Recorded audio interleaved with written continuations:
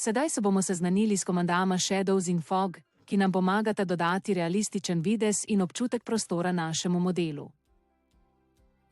Uporaba ukaza Shadows nam prikaže naravno svetlobo in sence objekta, ki ustrezajo dejanski poziciji Sonca.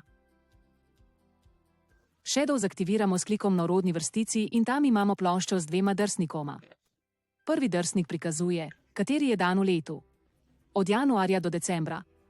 Drugi drsnik pa prikazuje časovni razpon dneva, kot so jutro, popoldne ali večer. Če premikamo drsnike, lahko vidimo, kako se sence spreminjajo. Na primer, zjutraj so dolge in mehke, okoli poldneva pa so krajše in ostrejše.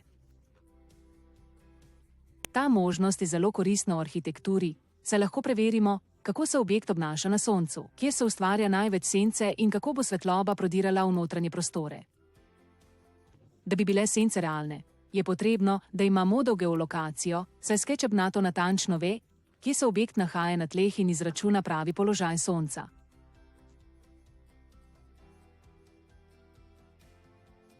Komanda Fog služi za dodajanje atmosferskega učinka megle v model. Aktivira se s klikom na zavihek View, nato pa Fog.